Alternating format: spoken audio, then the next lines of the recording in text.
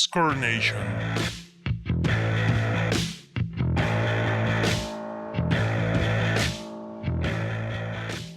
Amigas, amigos, sean bienvenidos a un nuevo capítulo en Score Nation. ¿Qué capítulo es, Jorge? El 3. Es que van un montón de temporadas y capítulos. Temporada 2, si no me equivoco. Sí, claro, sí.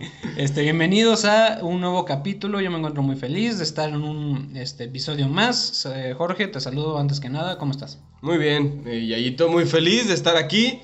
Hoy nos acompaña detrás de la cámara nuestro amigo Rafael, que está aquí ayudándonos con la cámara y todo eso. Quería aprovechar este espacio el día que estamos grabando, miércoles 2 de febrero. Es un día difícil para la familia de Alex. Le mando un abrazo. Un abrazo desde aquí hasta... Estamos contigo, amigo, y cualquier cosa aquí seguimos. Pero bueno, el show tiene que continuar, Yayito, y estoy feliz, estoy contento por estar aquí. También hoy es cumpleaños de mi abuelita, así que también aprovecho para mandarle un abrazo. Así es, saludos a toda la familia. ¿Cómo se llama tu abuelita? Mi abuelita se llama María de la Luz. Doña María, ahí está. Doña María no la conozco, güey. Pero bueno, vamos a empezar, Jorge, ¿te parece con este tercer episodio de la segunda temporada? ¿De qué vamos a hablar? Hoy es un tema diferente, nos había tocado el rugby. Vamos a enfocarnos más en el Mundial de 1995 en Sudáfrica, pero pues vamos a hablar sobre todo el espectro del rugby también. Pues una introducción porque, a ver cuántos aquí con... Rafa, ¿tú conoces el rugby bien? O sea, ¿tú lo has visto? Por la película de Invictus. Nada más. O sea, el rugby a lo que voy es que el rugby es un deporte que pues, en nuestra cultura no está muy arraigado, evidentemente.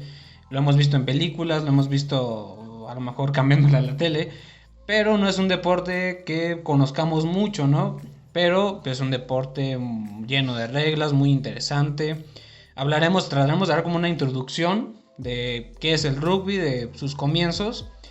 Pero a pesar de que no es un deporte tan expandido culturalmente en los países donde se ejerce, sobre todo en Europa, en Inglaterra, en Australia, ¿no? En colonias británicas, ya hablaremos de eso también, pues es un deporte que se ha vivido con un gran fervor, ¿no? Que tiene muchas significaciones, no solo la parte deportiva, como cualquier ámbito deportivo, sino también rasgos. Ahí podemos ver cómo es culturalmente, cómo se comporta la gente, ¿no? Pero bueno, ¿te parece si empezamos con el rugby? Un deporte poco conocido para nosotros, para nuestro país, para nuestra cultura, pero con grandes matices y con una gran importancia. Sí, exacto. O sea, para nosotros a lo mejor es un deporte muy alejado, o que, como bien dice Yayito, vemos de repente un partido, no sé, Nueva Zelanda contra Australia, que son de los equipos más conocidos. Regularmente son colonias británicas quienes más lo ejercen, quienes más lo practican. Pero pues es un deporte que tiene como este inicio que agarra poquito de todo, ¿no? Un poco del calcio italiano, un poco también del fútbol carnaval inglés, que son como dos... ¿Cómo se le llamaba? Ajá, dos vertientes que es lo que toma el rugby para hasta el siglo XIX empezar ya como un deporte formado, ¿no? En el cual ya tenía reglas, pues un campeonato y todo esto que... Es que era un deporte, para entenderlo como el fútbol americano, por ejemplo, o el básquetbol, que en Estados Unidos se guía mucho por los colegios, por las escuelas. Pues era un deporte también de representación colegial, ¿no? También. Y hay que entender que pues, si en Inglaterra se inventó como hoy conocemos, o la idea es la más apegada a lo que hoy conocemos del fútbol, también nace en Inglaterra en el siglo XIX esta nueva forma de jugar a este deporte que todavía no se llamaba como tal. Después se fueron estableciendo las escuelas de rugby, se identificaba a los colegios por el rugby, pero que toma ciertas reglas, ciertos rasgos, pero que es transformado casi en su totalidad, ¿no? Desde la forma del balón, por ejemplo. Sí, exacto. O sea, si bien toma cosas de otros deportes, al final se termina alejando, creo, de todos y crea su propia vertiente, ¿no? Desde el balón, la cancha, las reglas, los uniformes, las protecciones. Porque una idea errónea que podemos llegar a tener, Yayito, es asimilarlo mucho al fútbol americano. Y en nuestra cultura se ve mucho eso de, rugby, ok, igual a fútbol americano. Y no, creo que es una idea errónea porque desde las reglas, las protecciones que se utilizan, todo al fin y al cabo cambia, ¿no? Pues es que se asimila así porque uno ve a jugadores efectuando tacladas, por ejemplo, y es la primera referencia que se tiene. Una de las grandes diferencias es que en el rugby no hay protecciones, es un juego muy brusco, donde se necesita una gran fuerza, que a diferencia del fútbol americano no tiene protección, ¿no? Pero ya iremos desarrollando un poquito más, a grandes rasgos, las reglas, porque pues también es todo un mundo, ¿no? Pero básicamente es eso, es un deporte que comienza con esta fusión, por así decirlo, con el fútbol, y comienza con esa representación de colegios, y pues desde entonces el rugby, así como el fútbol, se convirtió en un deporte muy seguido, en un deporte totalmente seguido por muchas personas, y termina, aunque no extendiéndose mucho, pues termina siendo un deporte de gran tradición, ¿no? O sea, esto desde el siglo XIX, de gran tradición, pero es curioso que a pesar de ser de gran tradición, son pocas las selecciones las que han tenido esa participación en mundiales, ¿no? Y también que hay una poca, podría decirse una poca apuesta fuera de Europa por hacer organizaciones, ¿no? O sea, es que en realidad quien más organizaciones ha hecho como tal es Inglaterra, ¿no? O sea, dentro de la Gran Bretaña es donde más se encuentran las organizaciones que rigen a este deporte y pues bueno, a diferencia de otros tantos, fuera de Inglaterra, aunque hay equipos en otros que fuera eran colonias inglesas, no se han preocupado tanto en generar ligas, en generar no sé, competencias, y más bien se ha centralizado todo en la Gran Bretaña, ¿no? En Gran Bretaña. Tanto es así que, digo, así como ya una organización más fuerte, la primera se dio en 1871 en Inglaterra, justamente se llamaba la Rugby Football Union de Inglaterra, ¿no?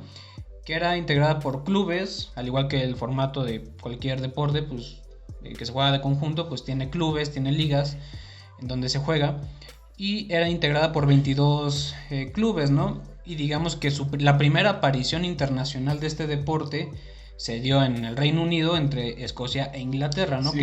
Que después no solo Escocia e Inglaterra estuvieron presentes en, digamos, transformar esta organización. Después se forma otro torneo donde estaba ya Gales y estaban Irlanda, otros países de la Unión del Reino Unido. Sí, exacto, o sea, primero, perdón, se centraliza ahí. Ya se fue. Una ranota. Ya se fue. Perdón.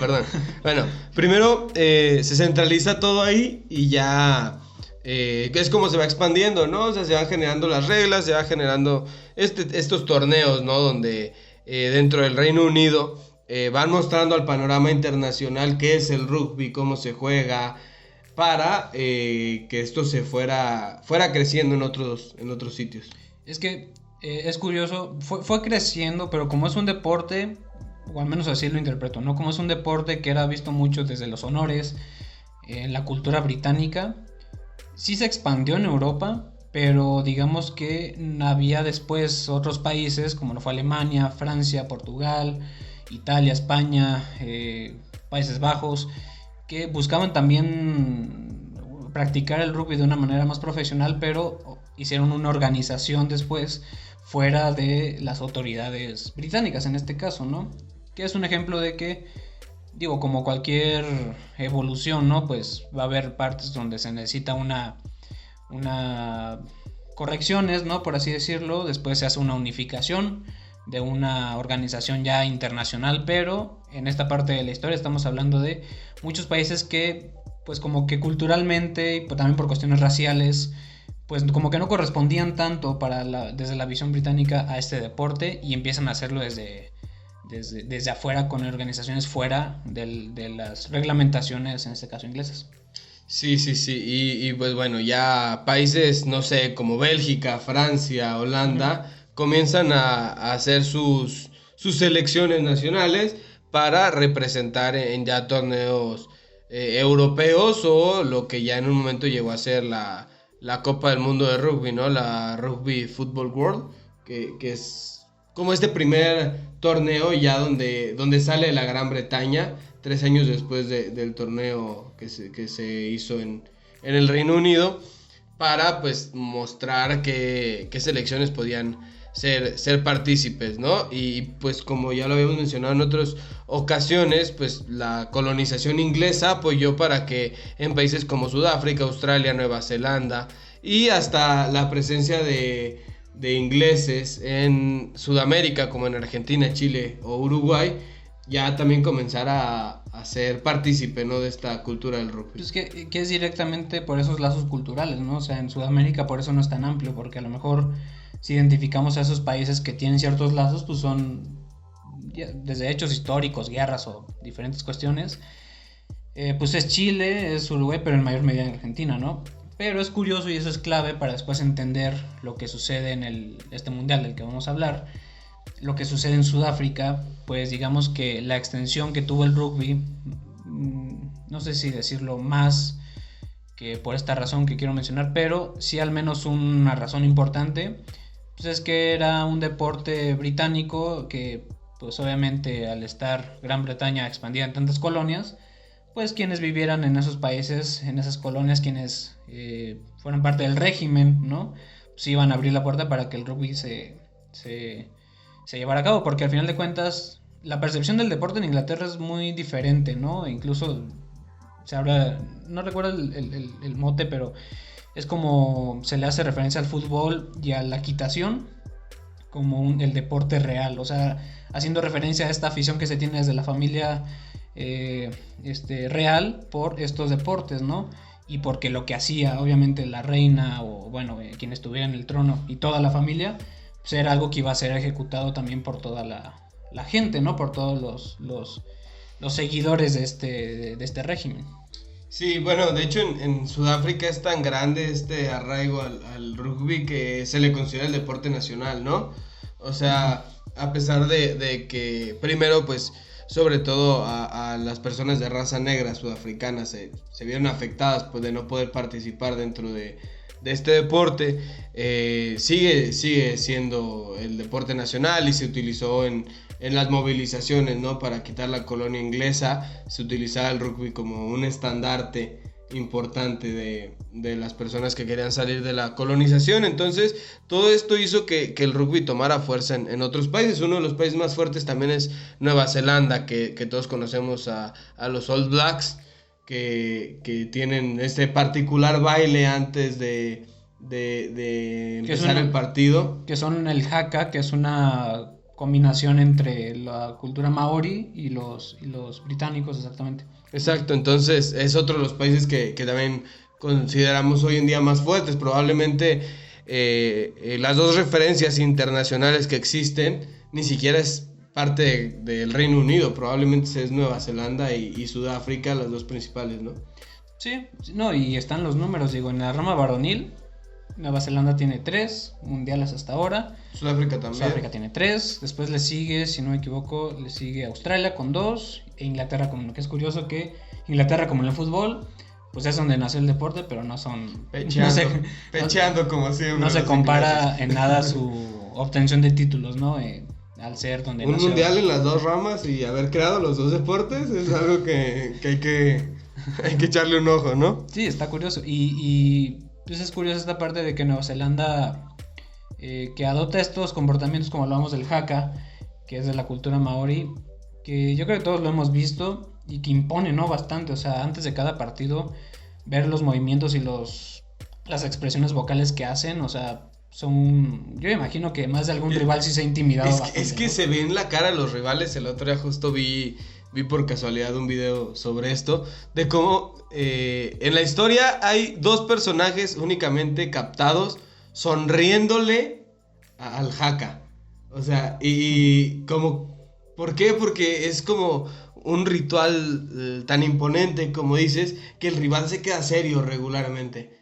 Y sí, ha sido una curiosidad que estos 2 rivales han ganado sus partidos contra Nueva Zelanda. Es algo curioso, pero también puede significar que pues a lo mejor la intimidación no se dio tanto, o no sé, porque en realidad es un baile fuerte, un baile probablemente rudo, no sé llamarlo un baile, pero una coreografía, un acto rudo, fuerte, lleno de gritos también, que sí se hace para intimidar, ¿no?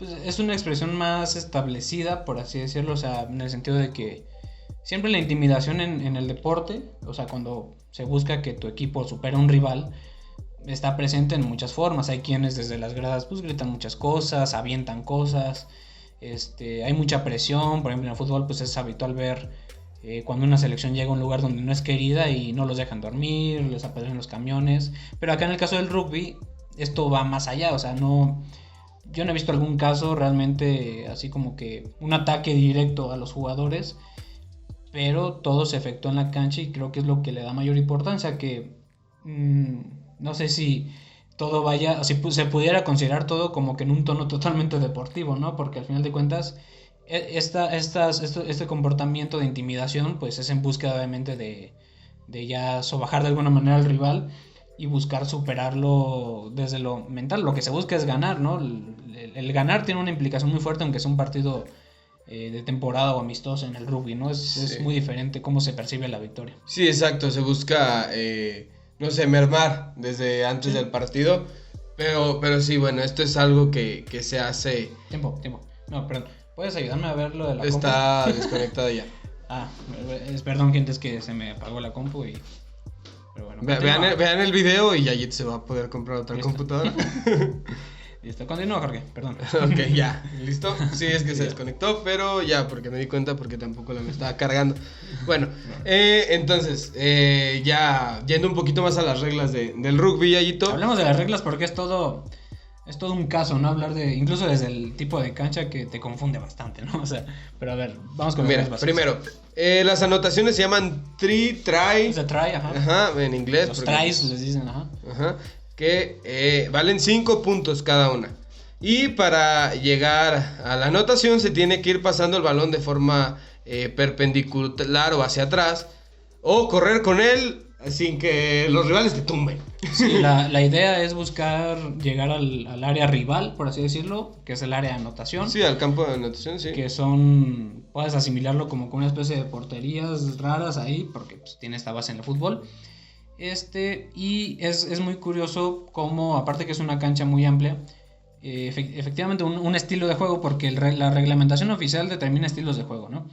Y uno de los estilos de juego más importantes a la ofensiva es esta manera de ir pasando el balón continuamente para ir avanzando poco a poco para llegar al área rival. Hay otras cuestiones a la defensiva que también son muy curiosas, que por lo que a lo mejor asimilamos al rugby con el fútbol americano, pero que no deberá ser así. Se valen las tacleadas, se vale, tengo entendido que la regla dice que tiene que ser abajo de los hombros. Sí, exacto. Y la búsqueda no es tanto el golpear, sino derribar a tu rival. Y acá, a diferencia del americano, en el americano puedes taclear al que se te ponga enfrente. Ah, claro. Acá tiene que ser únicamente al que trae el balón. Exactamente. Sí, o sea, es algo importante también que no sí, tienes las líneas defensivas en el americano pues es buscar neutralizar a los puntos de pase. Acá en este caso es directamente a quien lleva el balón, ¿no? Y la otra, pues que no llevan protección, entonces es un juego muy brutal, o termina siendo un juego muy brutal, porque estamos hablando de jugadores que pues, tienen una alta musculatura, que se necesita una gran musculatura, y que pues imagínate los golpes que se han de llevar, porque hay otra de los estilos de juego a la defensiva muy particular, que es el amontonamiento, que es en búsqueda de quitar un balón. Vemos cómo chocan cada equipo y se empiezan a empujar hasta obtener el es que hay momentos en el rugby que hasta se hacen pilas de jugadores, ¿no? De que uno va tacleando al otro que trae el balón y se terminan generando como ciertas pilas, pero sí, o sea, todo esto va generando el partido. Y un comentario, pues estos vatos se taclean y todo sin protección, de repente por el fútbol, por un jaloncito de camiseta ya están tirando al piso. Sí, pues lo que se genera es diferente, ¿no? O sea, por favor, o sea, pero pues tampoco se puede comparar. Aquí tenemos un fan que nos está viendo fijamente, ya me siento nervioso. ¿Podemos cortar? No es cierto. Podemos cortar, pero lazos con él, ¿no? Sí, Rafa que está muy atento, pero bueno. Algo que también quisiera agregar es que a causa de la brutalidad del deporte, es digamos como que el deporte no tan querido por el Comité Olímpico, ¿no? O sea, solo ha participado, tengo entendido que participó solo en las primeras 4 ediciones, bueno, desde París 1900, participó en 4 ediciones de Juegos Olímpicos, Y de ahí nació, digamos que una tendencia a que el rugby se jugara, digamos de una manera más fuerte, se jugara en diferentes versiones. ¿A qué me refiero? Para que el rugby fuera aceptado en los Juegos Olímpicos, o esto que duró, se cambió drásticamente el formato del juego directamente en los jugadores. Generalmente el rugby se juega actualmente con 15, pero existió después divisiones de rugby 13, que son con 13 jugadores, y el rugby 7, ¿no? Y también hablaremos del rugby acuático un poquito, pero el rugby 7, que esto fue una implementación de los Juegos Olímpicos en búsqueda de disminuir un poquito esta brutalidad, si se pudiera decir así, en búsqueda de acoplar un tanto este deporte a los Juegos Olímpicos, pero no funcionó del todo. Oye, ya no sé, regresó en Río 2016, pero como rugby 7, ¿no? Y digamos que estas diferentes versiones, es curioso que un deporte tenga sus diferentes formas de jugar de una manera profesional, ¿no? O sea, no es algo tan común eso, güey. Sí, exacto, o sea, fue algo que se intentó adaptar. Intentó hacerse una adaptación para los Juegos Olímpicos, fallida, pero el torneo más importante de rugby al fin y al cabo va a ser el mundial, ¿no? O sea, sí. que en otros deportes sí pueden ser los Juegos Olímpicos, acá es el mundial que se realiza cada 4 años desde el 87. Lo que pues Yayito ya mencionó quiénes son los líderes de ganadores, que son Nueva Zelanda y Sudáfrica. Después le sigue Australia. Y pues al final la selección inglesa con uno solo. También creo que en el femenil Nueva Zelanda lleva 5. Es muy por lejos la máxima ganadora. Estados Unidos y Inglaterra 1. Entonces pues ahí está más o menos el palmarés, ¿no? De las grandes selecciones dentro de... La gran selección, ¿no? De Nueva Zelanda, ¿no? Sí, Nueva Zelanda... A lo mejor en la rama varonil es muy competida con Sudáfrica. Digo, Sudáfrica no participó en los 2 primeros mundiales, pero ya hablaremos más adelante sobre eso, ¿no, Yayito? Sí, pero hay una gran brecha. Pero bueno, básicamente como que para entender al rugby, pues ya lo hemos dicho, hay que ver al propio deporte, ¿no? Siempre surgen dudas al momento de ver un nuevo deporte. Siempre van a estar surgiendo dudas, pero es un deporte muy interesante. Ahora, ya dimos como esta introducción, ahora vamos a la parte algo histórico y que va a quedar para los libros de historia siempre, que fue en épocas muy distintas a las de hoy. Ya hemos hablado de esa clase de épocas donde por cuestiones raciales la sociedad era excluida, la sociedad era dividida. Vamos a hablar de este mundial en épocas del apartheid, en épocas donde el deporte significó más que el propio deporte, por así decirlo. Sí, que se utiliza como un arma política, ¿no? Un levantamiento al final de cuentas ideológico, y de ahí el peso histórico que tiene, ¿no? Sí, exacto. Bueno, el mundial del que vamos a hablar es de Sudáfrica 1995. Un mundial que se realiza por primera vez en Sudáfrica, y por primera vez participa la selección sudafricana dentro del mundial. Que Sudáfrica tiene selección desde el 91. Recordemos que el apartheid se acabó en 1992.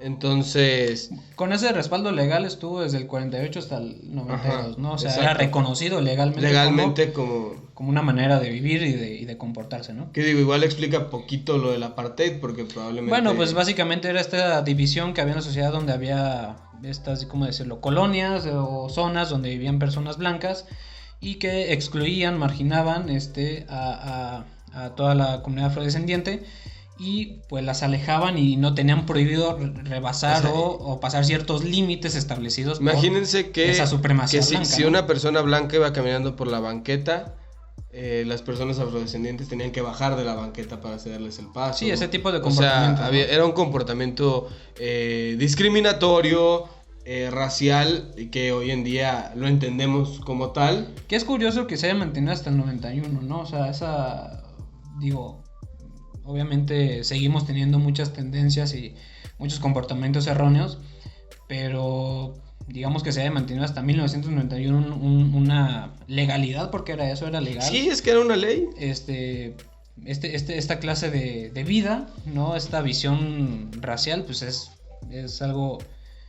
Es difícil de comprender, incluso de manejar, ¿no? Porque pues tampoco lo hemos vivido. Entonces, pues imagínate qué complejo debe ser, pues eso, que vayas caminando y no puedas, por tu color de piel, como ya lo hemos mencionado, por ejemplo, cuando hablamos de Mohamed Ali, pues esta clase de exclusiones que pues lo único que provocaban era, claro, un enojo, y hoy provocan una frustración, una indignación, pero pues al menos se ha ido avanzando en muchos temas, pero hasta 1991 se mantuvo. Sí, exacto. En el 92 se quita, pero poco antes, pues ya estaban en pláticas, ¿no? De que todo esto tenía que ser eliminado. Entonces la selección sudafricana se genera en el 91. Se les apoda los Springboks por la gacela saltarina, que pues querían hacerle referencia a uno de los animales. Que hace mucho, incluso ahora cada equipo en el fútbol, soccer, tiene un animal, ¿no? También que sí. Es algo también como que ejecutado desde ahí. Exacto. Y pues ahora, hoy en día es considerado probablemente una de las mejores selecciones a nivel histórico, sobre todo la varonil. Uh-huh. Y pues al fin y al cabo el rugby es, como lo dije hace rato, es considerado el deporte nacional de Sudáfrica. Entonces es muy, muy arraigado. Se utilizó por parte de Nelson Mandela para unificar el país después del apartheid, para que todos y todas pudieran como ir por el mismo camino, ¿no? Como un emblema, como un no sé, un estandarte, ¿no? El estandarte de la paz del país. Sí, pues de la paz, de la cohesión social, ¿no? Porque Nelson Mandela, ¿cómo se llama esa película? Era Invictus, ¿verdad? Bueno, hay muy buena película. Como siempre es fácil reencontrar ciertas referencias en películas, pero bueno, más allá de eso, a lo que voy es que para tratar de entenderlo bien, si bien va a haber alguna dramatización, pues creo que en esta película, por ejemplo, se evoca mucho esos sentimientos que había dentro del propio grupo, que era conformado por mayormente jugadores blancos, jugadores británicos, y que marcaba, era un proceso muy particular, porque era defender a la paz y defender a estas ideas erróneas sobre las cuestiones raciales con el deporte, pero era pues algo que se vivía, estoy seguro, muy distinto dentro de la propia selección, ¿no? Y es curioso que hoy pues también esa selección siga ganando y siga llevando este emblema con el propio deporte, ganando y ganando mundiales todavía. Exacto, yéndonos ya de nuevo al Mundial del 95, Sudáfrica lo gana como locales, venciendo a Nueva Zelanda en la final, que pues era la gran potencia en ese momento como hasta la fecha. Uh-huh. Y ya después en el siguiente mundial, en el 99, quedan terceros lugares. Y pues ya hasta después de 12 años, en el 2007, vuelven a ganar el mundial, venciendo a Inglaterra 15-6 en la final, obteniendo su segundo título. Y de ahí siguen los títulos, ¿no? para la selección sudafricana, que regularmente queda en los primeros puestos. Pero todo esto para evocar ese mundial donde se tenían dudas, ¿no? Sobre todo lo que se iba a planificar. Hemos hablado también sobre estos eventos deportivos donde pues la segregación racial e ideológica permanecía. Entonces la duda del mundo era si en Sudáfrica de verdad se estaba haciendo fuera el apartheid, o ya que había quedado de lado y no solo era un maquillaje, ¿no? Entonces este evento deportivo funcionó como para ver cómo estaban llevando las cosas. Pues era un unificador, ¿no? Es que esa es la parte más romántica, sí, pero también a lo mejor positiva del deporte. Siempre va a generar unión, ¿no? El deporte, o sea, es difícil que no suceda. Cuando vemos a deportistas en nuestro país, por ejemplo, en los Juegos Olímpicos, ver ganar. Perdón, tuvimos algunas fallas técnicas, pero aquí estamos de regreso. Quería señalar esta parte importante, luego de que hablabas de si era más una especie de cortina esta de si de veras se buscaba la unificación en Sudáfrica o no. A final de cuentas, los procesos deportivos van a lograr que la gente se una, ¿no? Que la gente, cuando vemos a deportistas olímpicos ganar medallas, o sea, eso siempre va a mantener a la gente unida y va a mantener a la gente muy, no sé cómo compararlo, incluso hasta con la Navidad, cuando todos nos peleamos a lo mejor con un familiar, pero en la Navidad nos abrazamos. A eso voy, ¿no? Pero viéndolo en un ejemplo muy simple, a eso voy. O sea, es curioso que el deporte al final de cuentas genera eso, genera romper ciertas barreras ideológicas, ciertas barreras, mentales que tenemos las personas, y que abandonemos un poco ciertos problemas, por lo cual también muchas veces el deporte es muy señalado, ¿no?, como una herramienta política. Sí, una herramienta populista se le suele llamar, pero pues... Pero a lo que voy es eso, que pues tiene una importancia muy fuerte esta clase, y aquí es algo histórico, porque son pocos eventos que se han generado bajo un contexto así. Hablamos, por ejemplo, de los Juegos Olímpicos en 1936, de Alemania nazi, pero ahí se utilizó fue un descaro, ¿no?, con un cinismo total, el cómo se utilizó el respeto a las personas, la apertura del país ideológicamente hablando, cómo se utilizó eso para llamar la atención, para que Alemania fuera visto como un punto atractivo económico y deportivo, y después eso se mandó a la basura y se regresó. Sí, o sea, en Alemania la conclusión, ¿no?, es completamente diferente a la que sucede acá, ¿no? Pero eso se utilizaba al final de cuentas para que en estos Juegos Olímpicos pues las cosas se dieran más amenas y hubiera mejor aceptación, ¿no?, de la comunidad global, ¿no? Ese es el punto. Pero aquí sí tuvo un mayor funcionamiento, tuvo un peso más importante. Sí, exacto. Pero bueno, en este mundial, Yayito, la selección sudafricana vence primero en cuartos de final a Australia, a Rumania y a Canadá. Les gana en fase de grupos. Y ya en los cuartos de final venció 42-14, una diferencia abismal, a la selección de Samoa. Y después en semifinales le gana a Francia 19-15 en un partido mucho más parejo. Y en la final, probablemente uno de los partidos más importantes en la historia del deporte, porque se van a tiempos extras. Nueva Zelanda y Sudáfrica, como ya lo habíamos dicho, en la prórroga termina ganando 15-12, un partido cerrado de pocos puntos, pero muy muy atractivo por todo lo que se vivió, ¿no? Sí, totalmente. Pues es que imagínate el empuje para que haya sido utilizado por Nelson Mandela como un estandarte o una prueba de lo que había que cambiar y ciertos ideales, pues obviamente tuvo un peso muy fuerte. Habías mencionado a Chester Williams, ¿no? Sí, Chester Williams es hombre, o el único hombre de raza negra que participó en esta selección. Falleció hace no muchos años. Un tipo que fue trascendental probablemente en esta selección, y fuera de lo deportivo fue trascendental porque era esta muestra de que el apartheid había terminado. Se utilizó como este símbolo Chester Williams, que al fin y al cabo las grandes figuras políticas de Sudáfrica querían mostrar que no se había discriminado y no se había segregado a las personas afrodescendientes, y que solamente se habían tomado a personas blancas para la selección, que digo, era normal en ese momento ya yo pensar en que era una selección basada en personas de raza blanca, porque eran las personas con las que se había trabajado el deporte anteriormente durante el apartheid. O sea, esa parte es entendible. Entonces, el caso de Chester Williams, que en lo deportivo termina aportando bastante para su selección, pero fuera de lo deportivo también se le da este empuje de ser la única persona de raza negra partícipe de esta selección, que al fin y al cabo su nombre quedará enmarcado como eso, ¿no? Como un símbolo para todas estas personas que no tenían oportunidades años antes y que no podían pensar en participar en una selección de lo que fuera, de participar en el gobierno, en lo que fuera. Casos como el de Chester Williams eran los que empezaban a dar estelas de que sí se podía y de que se les iban a dar las oportunidades merecidas. Sí, y fue esa gran referencia. Ahora, me gustaría agregar en el tema esto que mencionábamos de pues la importancia del deporte, por ejemplo. Pues ojalá, hay muchos conflictos, ¿no? Hoy en la actualidad pues hay muchos conflictos bélicos. El que más ha sonado pues es entre Rusia y Ucrania, donde pues todas estas cuestiones geopolíticas van a tener relación. Estados Unidos está muy presente, pero... ¿Cuándo?